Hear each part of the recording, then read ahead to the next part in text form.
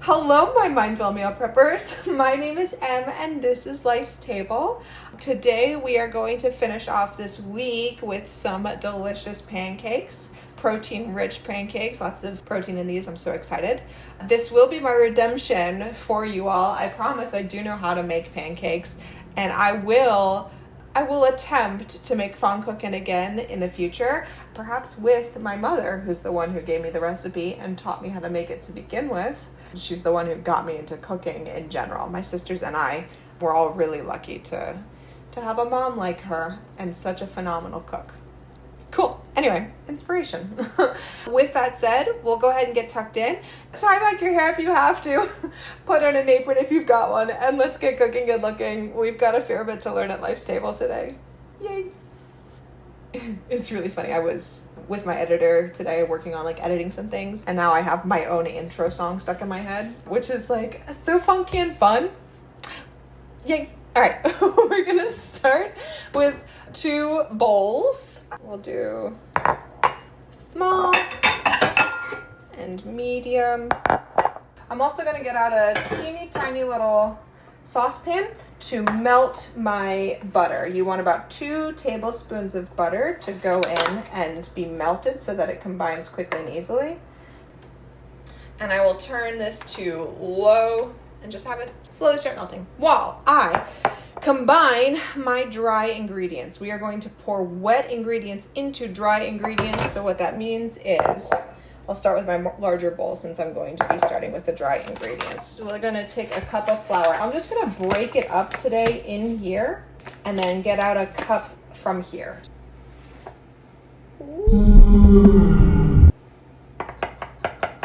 That's about a cup.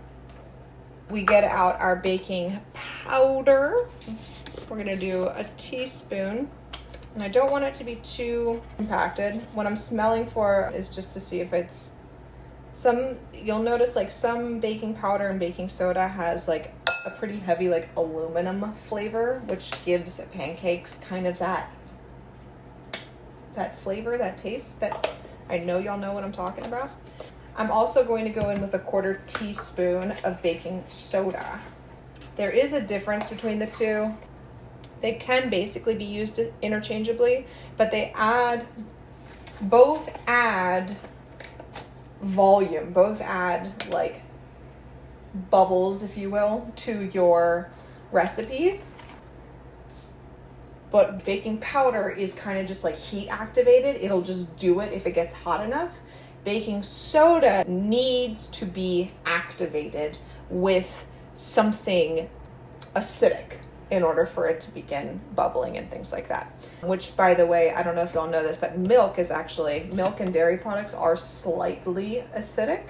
That's what causes it to bubble up and fizz up, along with the heat activation too. But it needs more than just heat to be activated.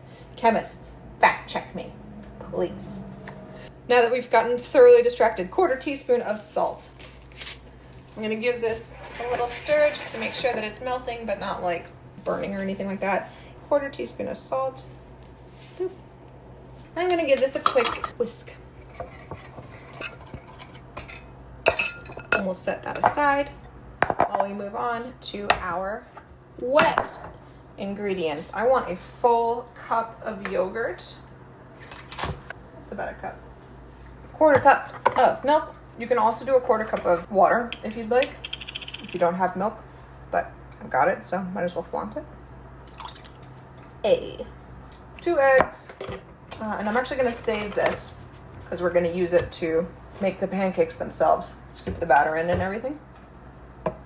Do you guys want to learn the egg trick? I know I already taught you all this last month, but in case anyone's new here, fill a cup with water, drop it in. If it floats, it's bad. That's how you can tell. They'll float if they're spoiled. Egg 1, egg 2. Woohoo! All right. I need to buy eggs now. 1/2 teaspoon of vanilla, and then we will be ready to combine it all.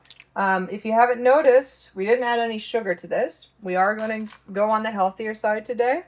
If you want to add a little sugar to yours, you're welcome to, but you're going to add syrup and jam and honey. You're gonna add the sugar in later. This butter is just about melted. I'm gonna let this sit for just a second while I combine these cold ingredients. And then I'm gonna gradually, very, very slowly pour in the butter. You don't want the hot butter to hit this concoction because it'll cause things to curdle and scramble your eggs, essentially. Let's get started now that we've basically assembled the ingredients. I'm going to take out a large frying pan. I'm going to put it on a nice big burner, set it to like medium-ish heat. I'll start with like slightly lower than medium heat, but basically medium heat. And then, well, butter is basically, it's cooler. So we do a slow pour as we stir constantly.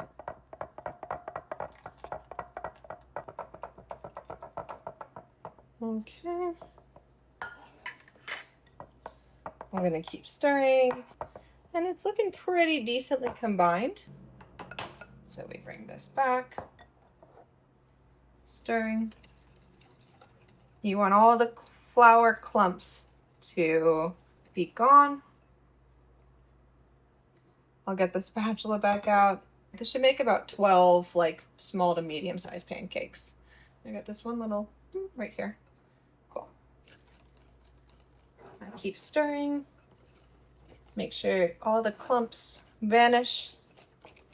And now let's start talking about our approach to life's stressors. We think about life as if we were on a mountain, or even just like at the base of a mountain. There are severe, high peak sort of stressors, but generally most of life for your average everyday person is spent at relatively normal elevation.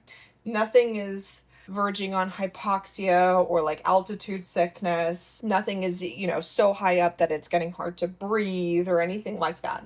We have just our normal mountain base levels of stress. Low elevation, high oxygen levels. And of course, like there are occasional hills. Even I live almost as close to sea level as you can possibly be. And there are still hills in my area, but certainly not mountains. And because of that, we just get comfortable, right? We don't have to think about shortness of breath. We don't have to think about significant adapt and adjust to your environment training that needs to be done or anything like that. And that's kind of how it is for our everyday stressors. Everyday stress is not going to be the thing that puts me in the hospital. Everyday stress is not going to be the thing that sometimes we don't even notice it. That's kind of that green zone that we talked about earlier this month. Stress still happens, but I'm just so used to it, I don't even feel stressed. But yeah, there's like rarely peak stress issues. For the most part, we're all copacetic. We're all good. Generally, though, if we go back to this mountain analogy, the higher up on the mountain you go, the more specialized the training needs to be.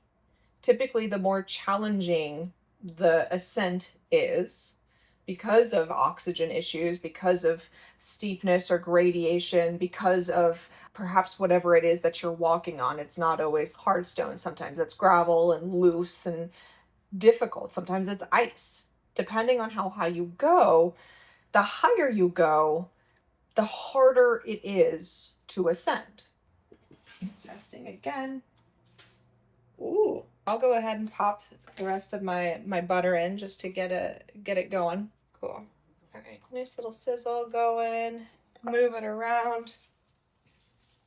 I'm gonna take my 1/4 cup scoop and I'm gonna start scooping. So we get one sizzle, perfect. What you want to do is plop, and then you can push with the back of the ladle. It looks like I'm going to be able to get 3 in here, so we'll do 4 rounds of 3. That was a lot. Okay, and I'm just going to let these sit and cook for a little bit. What I'm looking for in my cooking pancakes, A, is a continued sizzle, which I'm not hearing anymore, but B, you want to see the sides start to firm up, and you want to see bubbles beginning to form in the middle. Not just like towards the middle, but like bubbles in the middle, that's when you know it's ready to flip. You flip one time. You don't flip back and forth or anything like that. It's not a quesadilla. And even you're not even supposed to be doing that with quesadillas or grilled cheeses. I just gave myself an idea for future recipes. Thank you all for that. But anyway, generally speaking, when it comes to our mountains, the higher you go, the harder it is. And it's the same thing with stress. The higher the stress situation, the more significant the stress response, the more difficult it tends to be to overcome and to manage and to navigate in the moment. I'm going to put my milk away.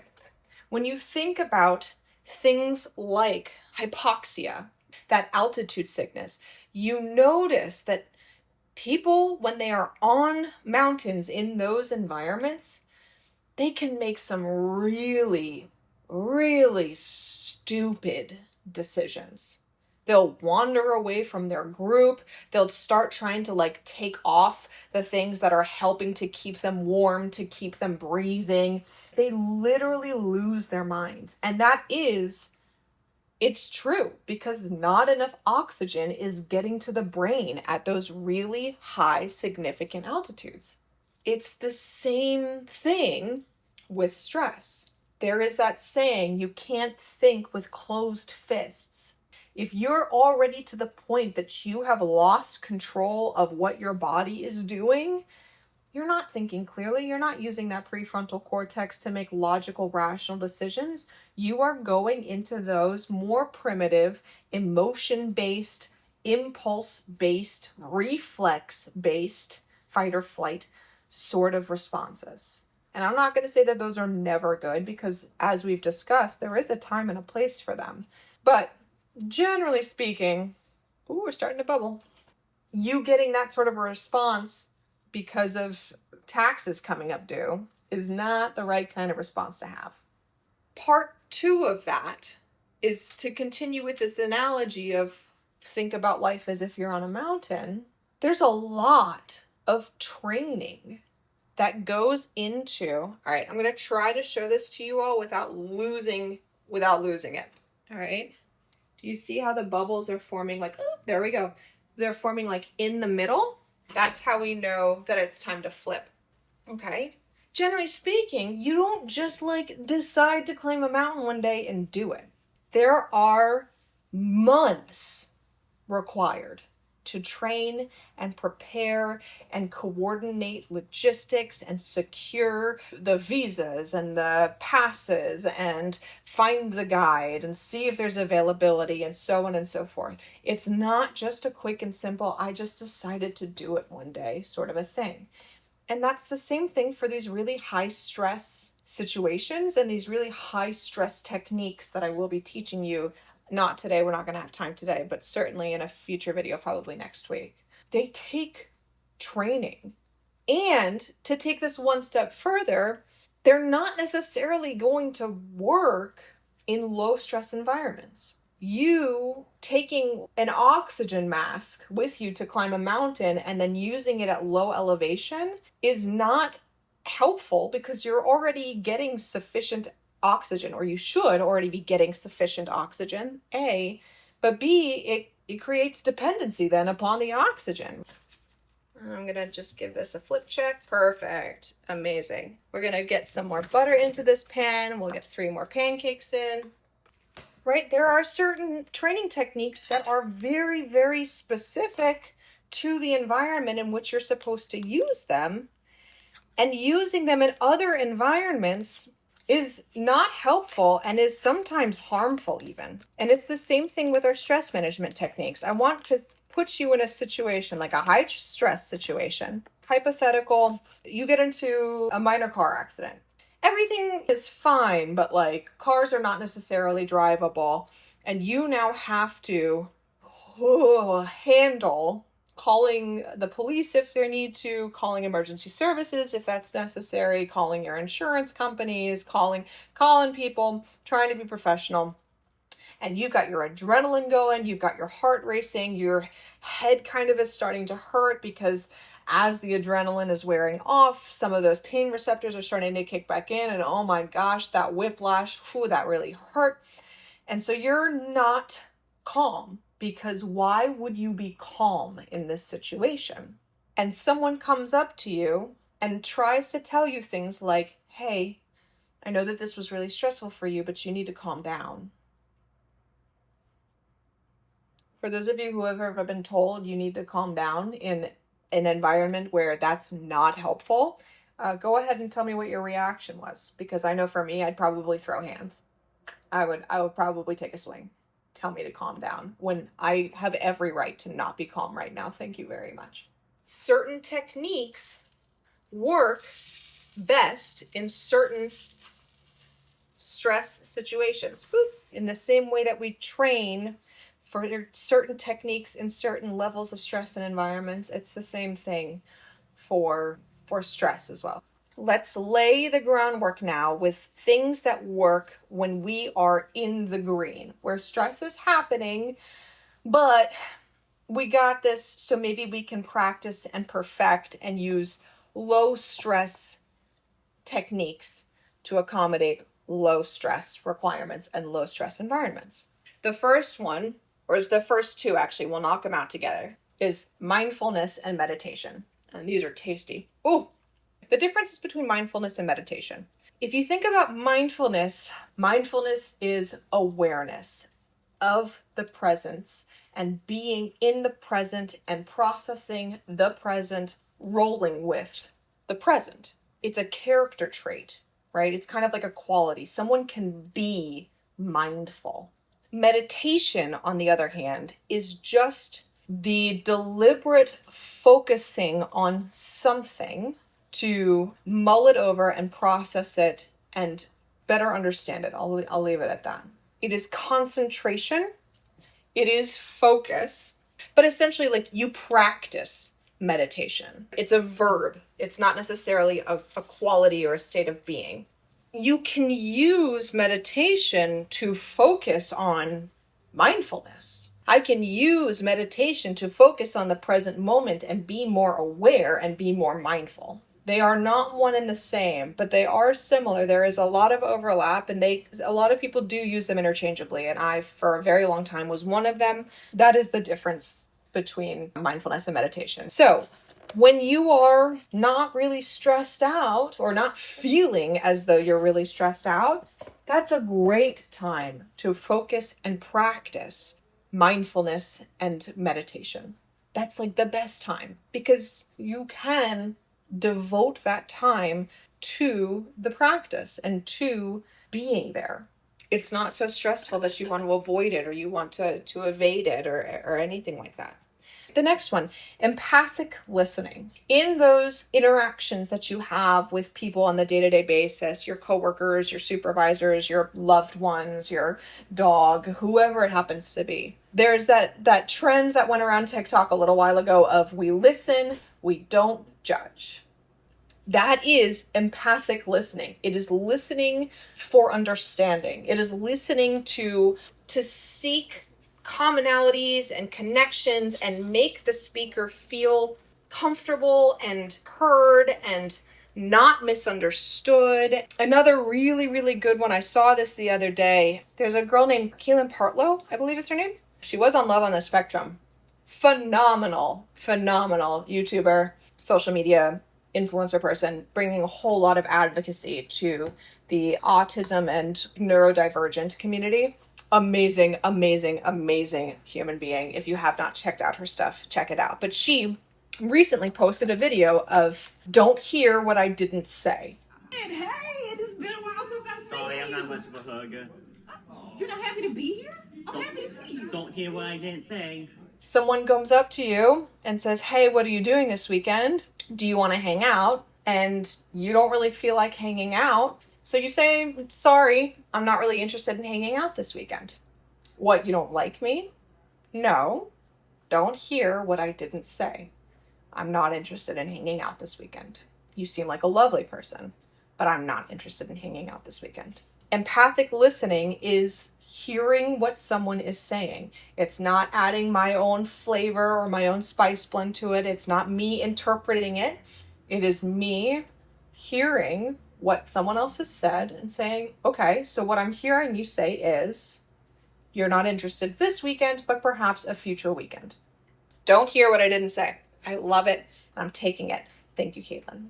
And then I've got a couple of more ones here just to hopefully time this out really well. Building positivity. Positivity is like resilience. People aren't just born positive, and I hate that that's the perception. Positivity is a muscle. People can be born happy, right? Happy is an emotion that we don't necessarily have control over.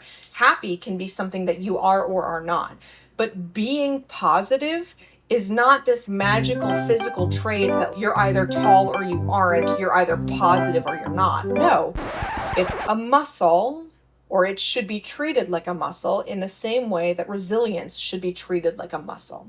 We work on building positivity. Does that mean that we are so naive as to believe that everything is sunshine and rainbows and unicorns and lollipops all the time?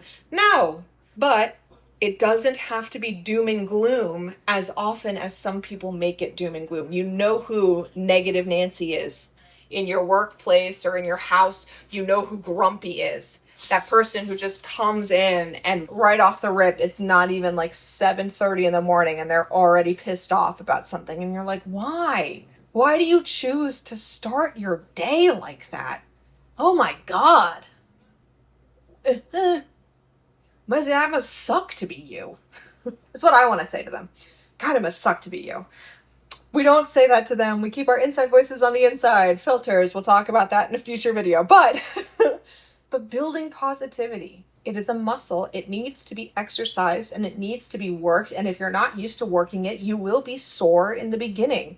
It will not take very much for you to get fatigued and say, oh my gosh, this is awful. I'm exhausted from being so positive. That's fine. But like any other muscle, with time, we build it. We build stamina. We meet new personal bests. It's a muscle. Practice it. Use it. Build it, please. The next one, building mastery.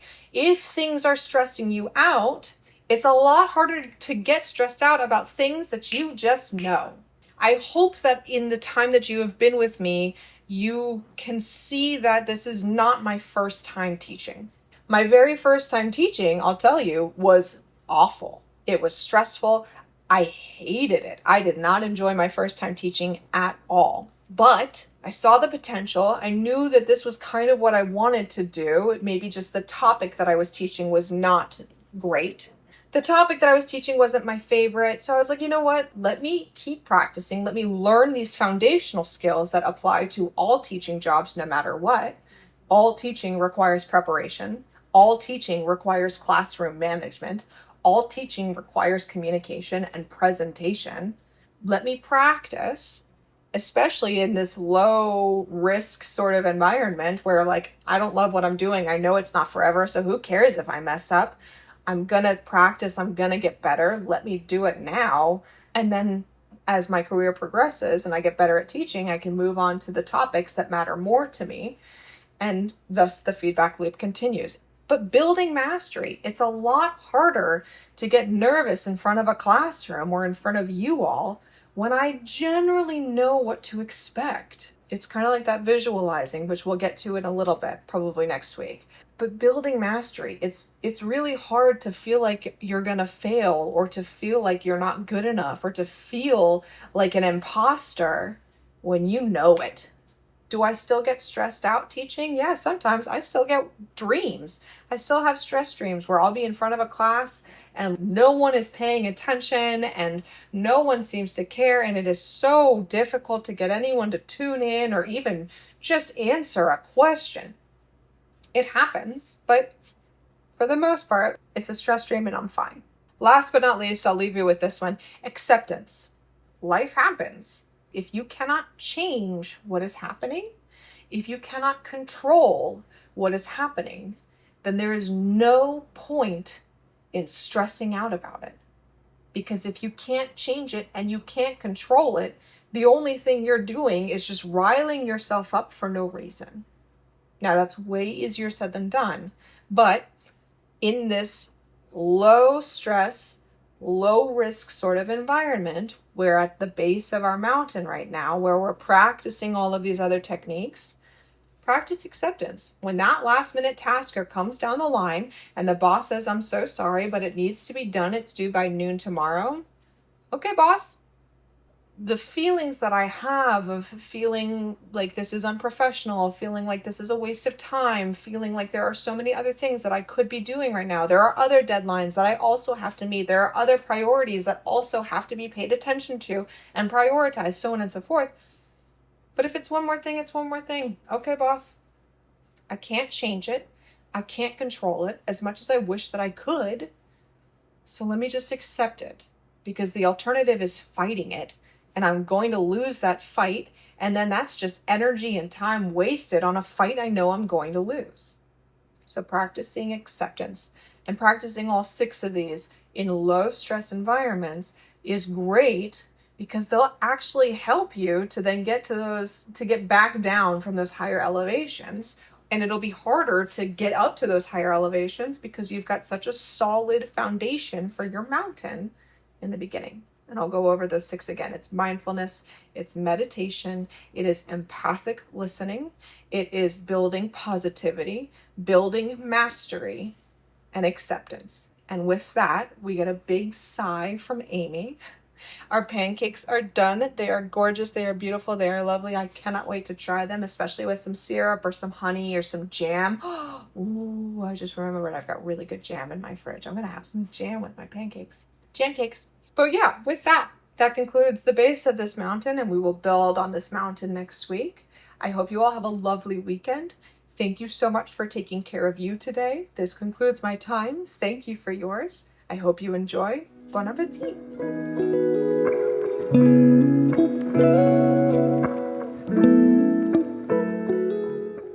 Okay, I'm gonna give a nice little drizzle of syrup, but we'll go ahead and we'll give it a try. Bon appetit. Wow, this is so good, and I love that it's not too sweet. Same thing with the blueberry muffins I made last month.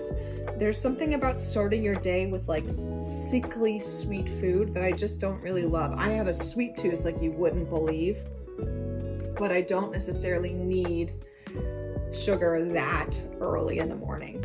So this is the perfect balance of like neutral from the pancake and then whatever sugary sweet we add. With that said, I thank you as ever for taking care of you today. I hope that you enjoy. Bon appetit.